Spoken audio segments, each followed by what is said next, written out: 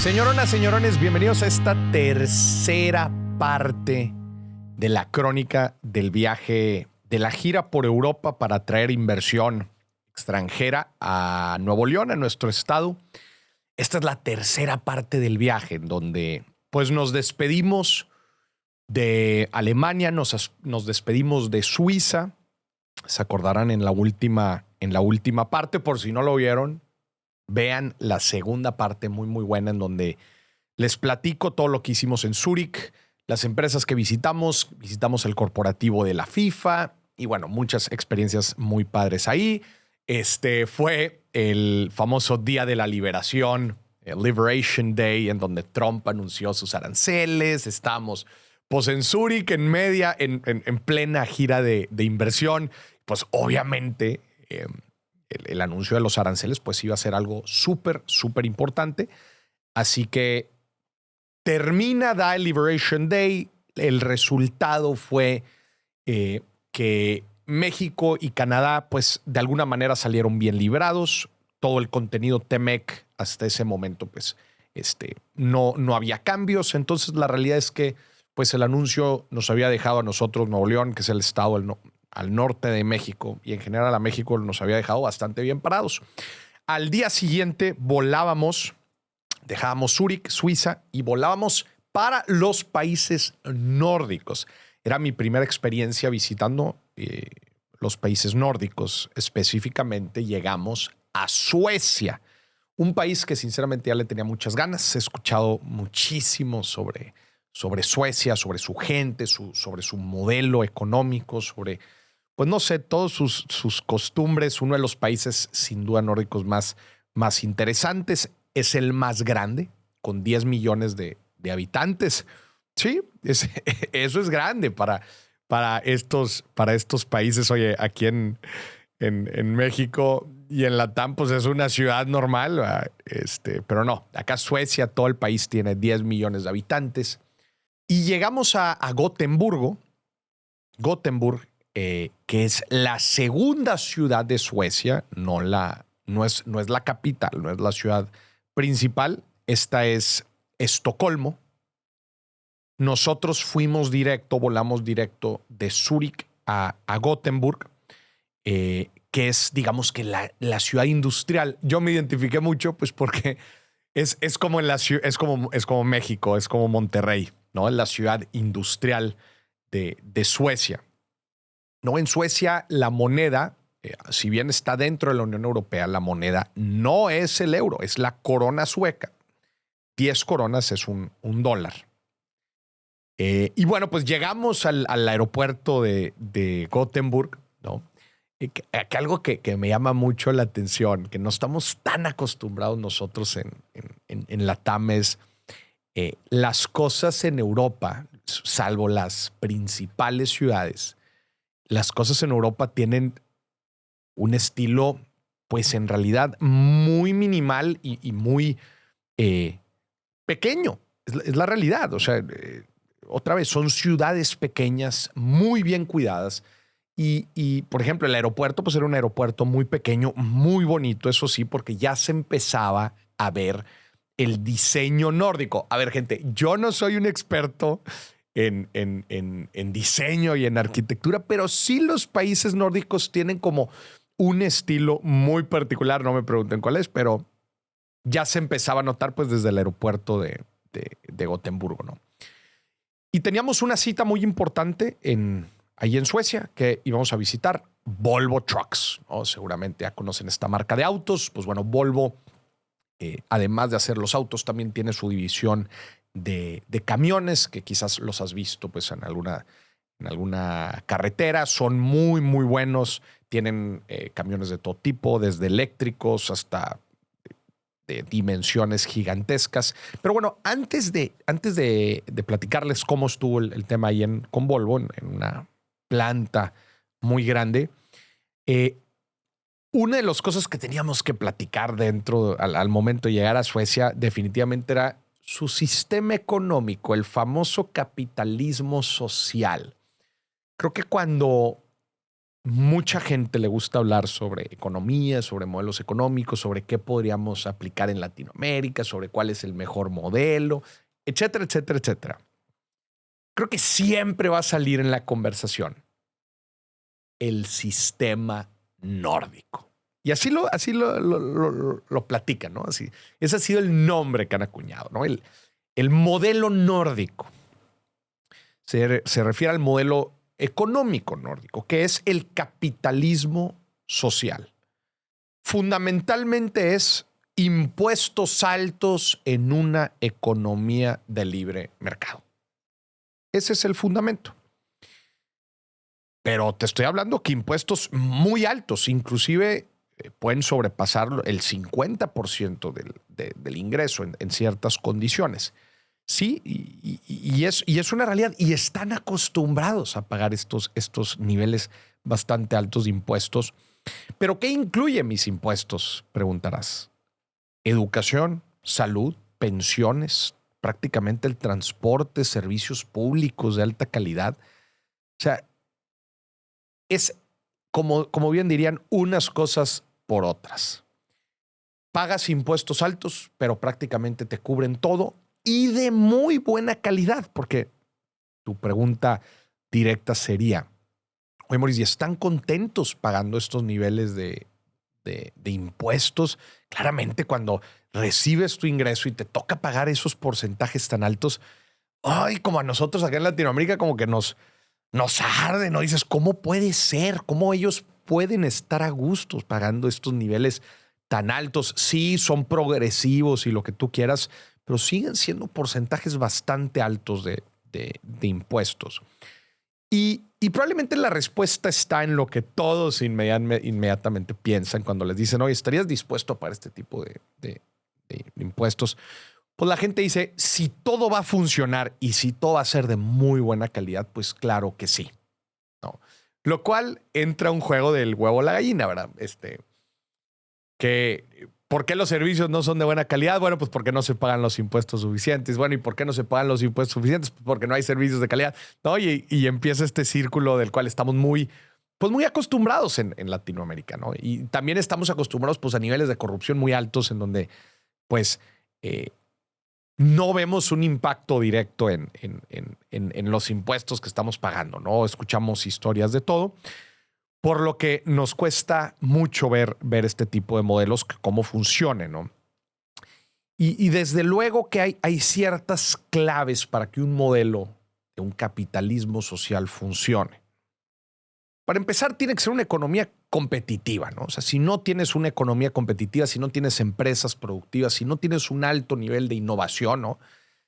Va a ser muy difícil que aun y cuando quieras que el gobierno pague muchas de las cosas, pues si no hay empresas que estén pagando esos impuestos o si no hay ingreso que estén pagando esos impuestos, pues va a ser muy difícil al final de cuentas. Entonces, esa parte no se puede eliminar. Las empresas tienen que ser competitivas. Tiene que ser una economía competitiva, apalancada del mercado, ¿no? Y de un sistema capitalista tradicional, pero pues con una base socialista muy sólida, ¿no? Que es pues todos estos servicios públicos de los cuales se fondean, ¿no? Se necesitan instituciones sólidas. Esto es un punto importante. Al final de cuentas, las instituciones son las que gestionan, son las que administran, son las que ejercen este tipo de gastos y programas. Si no se tienen instituciones sólidas con confianza de los ciudadanos, es muy difícil que un sistema así funcione. Claramente tiene que haber pues, un índice de corrupción bajo. Si hay alta corrupción, la gente no va a estar a gusto pagando impuestos. Tiene que haber mucha confianza entre el ciudadano y el gobierno. Y está curioso porque tú puedes platicar con un sueco, ¿no? Y le puedes hacer preguntas sobre su gobierno.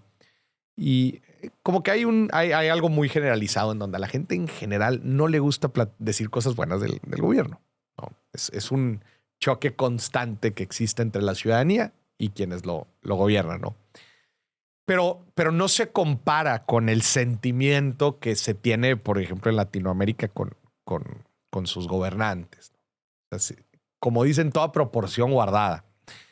tiene que haber mucha transparencia y mucho civismo. Transparencia en el uso de recursos y civismo en el hecho de que la gente entienda el beneficio que ese sacrificio que están haciendo es por el bien de todos. Porque al final de cuentas, pues el pago de impuestos altos termina siendo un sacrificio. Yo estoy sacrificando parte de mi ingreso pues para aportarlo por un bien común. Eso también tiene que ver con ideología, ¿no? Con un sentimiento de pertenencia a un grupo, ¿no? Estas cosas se necesitan para que un modelo como el capitalismo social funcione verdaderamente. También hay dos puntos clave que identifiqué al estar recorriendo Suecia y luego después nos pasamos a Dinamarca. Ahorita les platicaré un poco más de eso. Pero hay dos puntos, porque la pregunta inmediata es, Maurice, ¿funcionaría en Latinoamérica? Bueno, pues ya te dije las claves y creo que podemos concluir que algunas de ellas en nuestros países en Latinoamérica pues no son del todo sólidas. Pero hay dos puntos muy importantes que hacen que este tipo de sistemas su implementación se vuelva mucho más fácil en este tipo de países nórdicos. Número uno, son sociedades más pequeñas y homogéneas. Ya viste los números. 10 millones en Suecia, es un país pequeño. Dinamarca, son apenas 6 millones de personas en todo el país. Estás hablando de sociedades pequeñas. Pues entre más pequeña una sociedad, pues relativamente hablando se vuelve más sencillo el poder gestionar, el poder aplicar, el poder evaluar muchos de los programas sociales que utilizan. También son sociedades, como bien dije, muy homogéneas, de grupos de gente muy similares unos de otros, ¿no? Con necesidades también muy similares, lo cual pues aporta que los programas puedan ser mucho más efectivos en su implementación. Y también otro punto muy importante, son sociedades, son países con desigualdad, con un menor grado de desigualdad histórica. Creo que en nuestros países en Latinoamérica pues hay grupos que han estado marginados por años, por décadas, por siglos. Y eso vuelve pues mucho más complicado el hecho de poder tener otra vez sociedades más homogéneas, sociedades equitativas, sociedades competitivas en su totalidad. En estos países nórdicos hay mucho menos desigualdad histórica, ¿no? Otra vez son grupos muy similares, con un nivel de desarrollo muy similar unos con otros, lo cual pues lo vuelve otra vez más sencillo poder aplicar este tipo de sistemas pues mucho más sociales, ¿no? Y mucho más colectivos. No son sociedades perfectas y eso lo tenemos que mencionar. Yo siempre, como les platicaba, que llego a un país nuevo pregunto, ¿cuál es el problema aquí? ¿Qué es lo que le preocupa al ciudadano aquí? Y justamente cuando llegábamos a la planta de Volvo, le pregunté a uno de sus ejecutivos, ¿qué es lo que le preocupa a la gente aquí? Y hay dos cosas que les preocupan a los suecos. Número uno, la inmigración, los fuertes niveles de inmigración empiezan a cobrar factura en la seguridad de muchas de las ciudades principales. Suecia y los países nórdicos en general tienen mucha migración de gente de todos lados de Europa, y no solamente Europa, de Medio Oriente también llegan muchos, de África también llegan muchos, y bueno, se empieza a volver un poco inseguro. De hecho, me dieron el dato que Gothenburg se está convirtiendo en la ciudad más insegura de todos los países nórdicos. Y esto es algo fuerte, porque estás hablando de que son ciudades que no están tan acostumbrados a este tipo de seguridad, a tomar cierto tipo de precauciones, y si de la noche a la mañana la inseguridad se viene fuerte, la realidad es que el tiempo de reacción puede tardar. Entonces, ese es algo que les duele ahorita, la inmigración definitivamente. Y número dos, el tema de los jóvenes. Se están quedando sin jóvenes. Nos platicaba ahí, no Volvo, uno de sus proveedores, nos platicaba que son uno de los proveedores que generan autopartes para los camiones Volvo. Y nos platicaba que estaban evaluando escenarios internacionales, países internacionales para poner su planta. Entre ellos estábamos nosotros, ¿no? México, Nuevo León. Y la razón por la que estaban buscando es que ellos ya tienen una planta ahí en Gothenburg, pero tienen una capacidad instalada ya limitada. Ya su capacidad ya los topó. Ya no pueden armar más piezas en esa planta de Gothenburg. Y bueno, ¿por qué no ponen una al lado? La razón es porque ya no hay gente. O sea, vuelves al tema de la gente. No hay suficiente gente, no hay ingenieros preparados, capacitados para poder armar la planta que ellos necesitan para poder proveer a Volvo. Tema de gente. No les queda de otra más que invertir en otros países, en otros lugares en donde hay gente. Entonces, estos son dos problemas que un país que mucha gente cataloga a Suecia como país cerca a la perfección o con muy pocos problemas. Definitivamente son problemas algo diferentes a los que nos enfrentamos nosotros en México u otros países de Latinoamérica, pero sin duda son problemas fuertes que en el corto plazo pueden traer grandes impactos para la economía, porque otra vez, pues sin gente, las empresas se van, sin las empresas o no llegan nuevas empresas, pues la economía se empieza a estancar y si la economía se estanca no hay suficientes impuestos para soportar el sistema social y empieza una ruedita, empieza con una trayectoria negativa. Ahora, pues, ¿cuál ha sido la respuesta histórica para hacerle frente a este problema, por ejemplo, de la gente? Migración. Pues bueno, acepta que la gente se venga a vivir acá. Pero otra vez, pues la inmigración no viene, no viene, o sea, claramente llega con ciertas circunstancias, con ciertos temas de igual forma, ¿no? O sea, viene con sus consecuencias positivas, pero también quizás algunas negativas para el pueblo, ¿no? Para el pueblo sueco. Bueno, y llegamos a Volvo, que Volvo significa yo ruedo. Literal, visitamos la fábrica ahí en Gothenburg, que es una fábrica grande. Chécate, 113 camiones al día arma la fábrica. Hace como 100 años, o sea, casi van a cumplir ahora 100 años desde que inició Volvo en 1927. Pero en el siglo pasado, las fábricas apenas armaban entre 15 y 20 camiones al día. Chécate cómo ha aumentado la eficiencia en este tipo de plantas. Hoy por hoy, 113 camiones al día. Y visitamos ahí la línea de producción.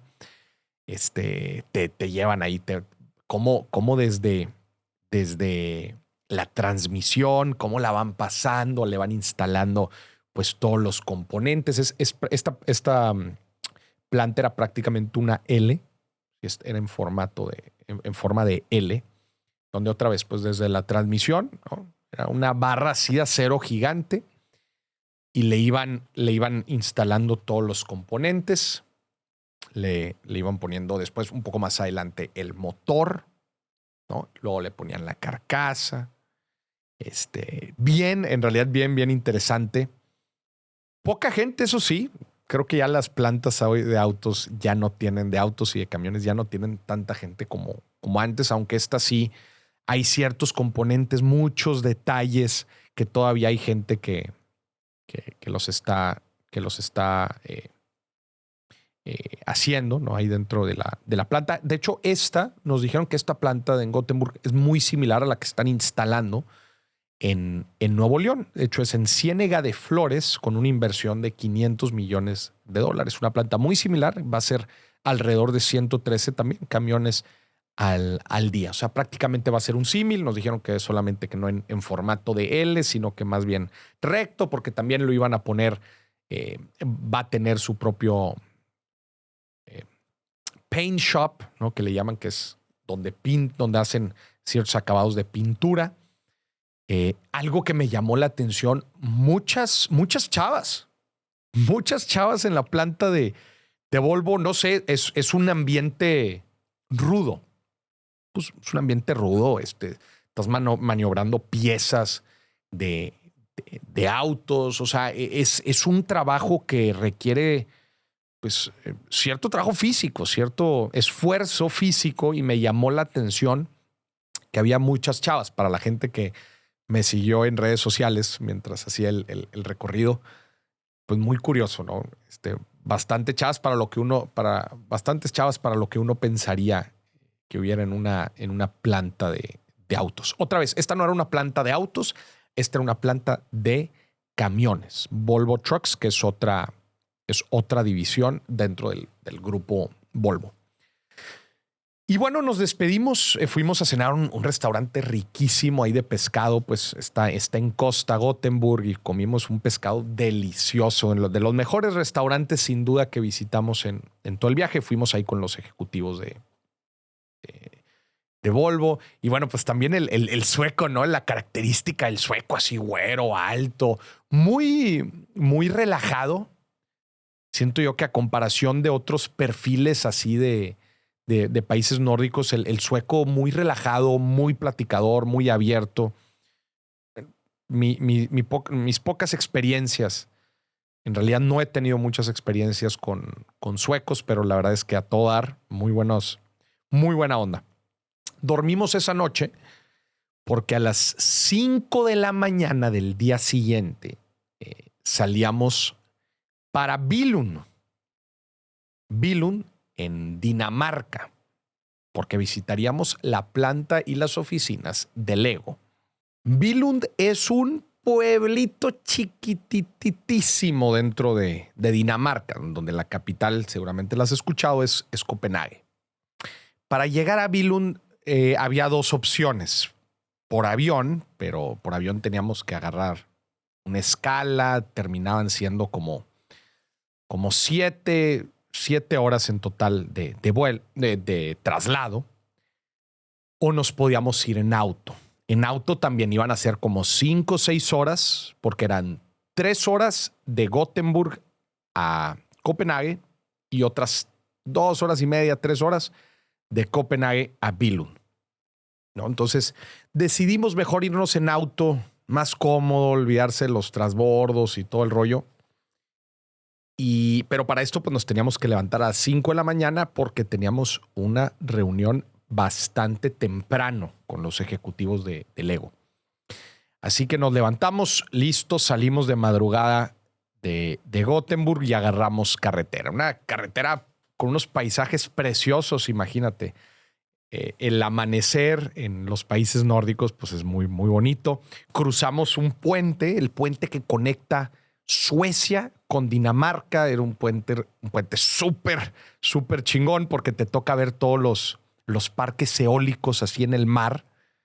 Lleno así de los molinos gigantescos, que por cierto en Dinamarca el 40% de la energía es producida de forma eólica.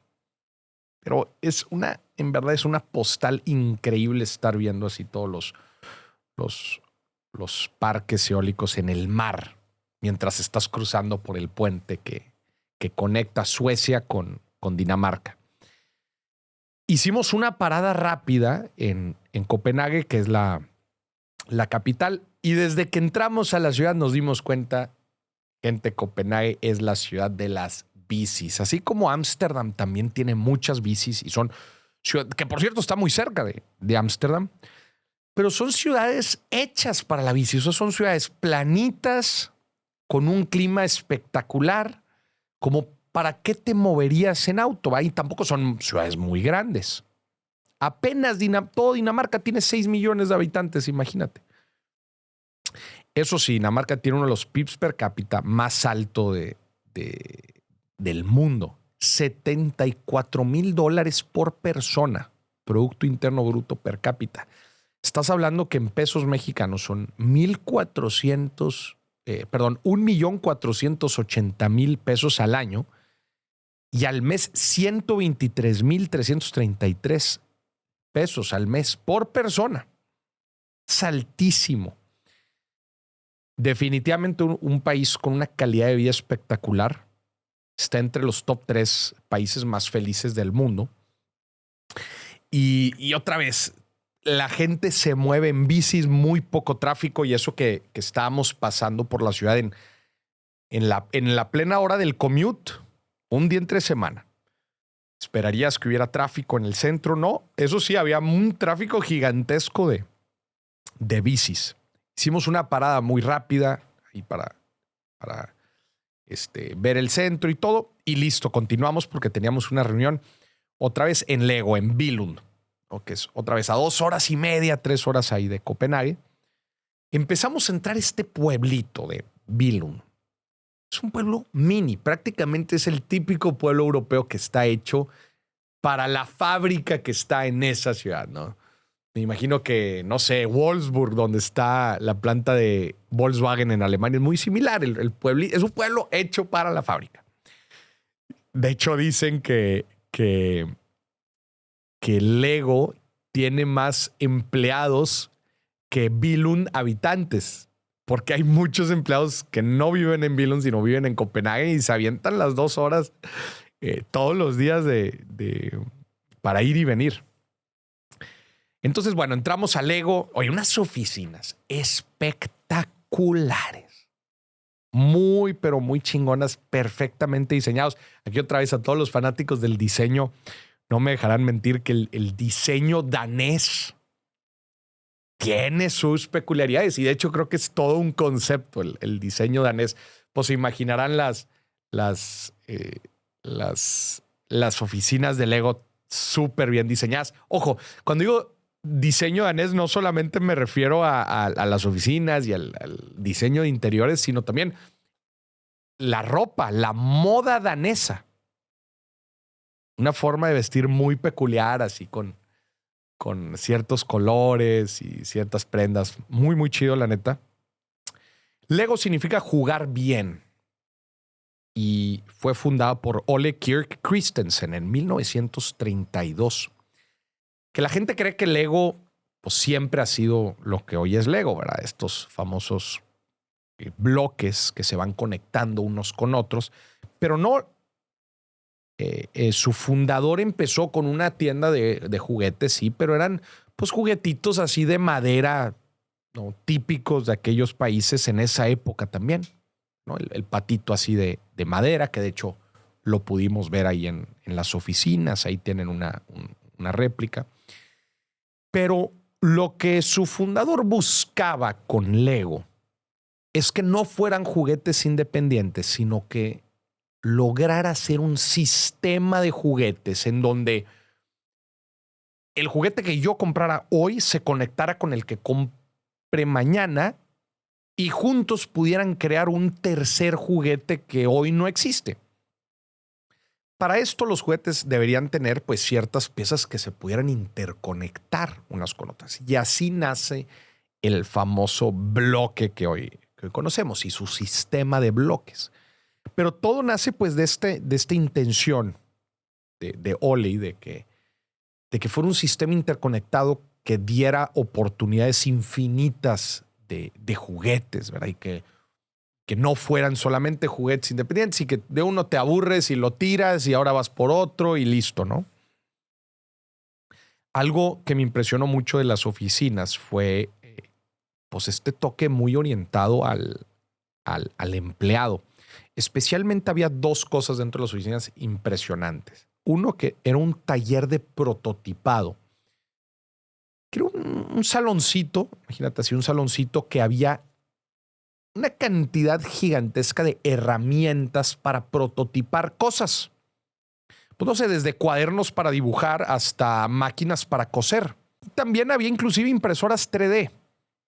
El objetivo de estos talleres de prototipado era desarrollar la creatividad de sus empleados. Que sus empleados pudieran crear cosas, diseños, dibujos, que dejaran volar su imaginación dentro de estos talleres Y pues esto naturalmente les iba a servir después a lo que sea que estuvieran haciendo dentro de Lego, ¿no? Pero ellos decían, si te sientes creativo, si te sientes con ganas de crear algo, puedes ir a estos talleres de prototipado y diseñar algo. No sé, y eso que diseñes quizás después se puede convertir en un Lego, ¿no? Eso sí, todas las oficinas de Lego podrías encontrar modelos por todos lados. De hecho, en la planta baja había un Bugatti, un auto Bugatti, estos autos exóticos, tamaño real, o sea, escala real, así gigante, hecho de Lego, y podías encontrar pues así por todos lados diferentes modelos ya armados. Una experiencia muy, muy padre. En los videos se puede ver pues, más a detalle todo lo que representan estas oficinas. Todos los lugares perfectamente bien diseñados. No, es, en verdad, decías, es de esos lugares que dices, híjole, si viniera aquí a trabajar todos los días sería feliz. También había otra cosa que me llamó mucho la atención, que era el Lego People's House. Igual estaba así en la planta baja y era como toda un área que ellos decían, aquí los empleados pueden venir a disfrutar con sus familiares. ¿Por qué? Pues había inclusive una sala de cine, había un café, había una tina gigantesca de Legos, como que era un lugar recreativo para que los empleados pues llevaran a sus hijos, a sus hijas, a sus esposas, esposos y pudieran disfrutar en familia, ¿no? Ellos dicen, oye, pues si te la pasas tanto tiempo trabajando, estaría fregón que sintieras que a donde vas a trabajar, pues no, sintieras que estás llegando a casa pero no solamente como un sentimiento, sino que también pudieras hacer cosas que quizás harías en casa, ¿no? Y por eso ponen este tipo de prestaciones, de espacios para volver realidad esa misión que ellos tienen. Tuvimos una junta con los ejecutivos. Fue una junta muy, muy interesante, la neta, porque se notaba una fuerte intención y un enfoque muy particular de Lego en la sustentabilidad. Lego actualmente, su fábrica más grande, ya la tiene en Monterrey, ya la tiene en Nuevo León. Pero digamos que había ciertas, ¿cómo le podemos llamar? Como ciertas exigencias de su parte, porque estaban en un proceso de crecimiento, están en un proceso de crecimiento importante, van a ampliar la planta, van a hacer ciertas adecuaciones, van a requerir una fuerte inversión, pero ellos se quieren asegurar que todo el billete que metan a Nuevo León esté soportado por un proyecto de sustentabilidad. O sea, que en verdad cumplan su objetivo. Chéquense, ellos tienen el objetivo de armar ladrillos 100% sostenibles para el 2030. 100% sostenibles. ¿Qué están haciendo? Pues en las fábricas, en las plantas, están poniendo paneles solares para que el 100% de la energía sea sustentable. También tienen algunos proyectos de uso de agua, de uso de residuos, etcétera. Pero están muy enfocados en eso. Y en la reunión se notó fuertemente pues, que ese tema les interesa y que para esto tienen que trabajar muy de la mano con el gobierno para tema de permisos, tema de proyectos, tema de inversión. Pues obviamente todo eso es de la mano con el gobierno para poderles facilitar pues, la implementación de muchos de estos objetivos. Terminamos la reunión ahí con Lego y nos fuimos al aeropuerto porque volábamos esa tarde a nuestro penúltimo destino, Londres. Sí, después de una ciudad muy pequeña como Billund, un pueblito, de ahí nos tocaba irnos a Londres, una de las ciudades más cosmopolitas, más grandes del mundo, más importantes del mundo, desde luego. Y también visitaríamos París. Después de Londres, París.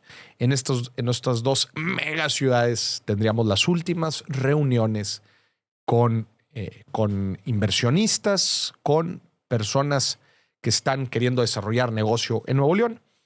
Y esta sería la última parte del viaje. Pero esto se los dejo en la cuarta parte que vamos a tener de esta crónica del viaje por Europa para traer inversión a Nuevo León. Pero esto se los dejo hasta la cuarta parte. Así que no se la pierdan próximamente, aquí mismo, en Dimes y Billetes, la cuarta parte. ¿Cómo concluye este viaje, las últimas reuniones y el corte de caja de cuánto fue la inversión total?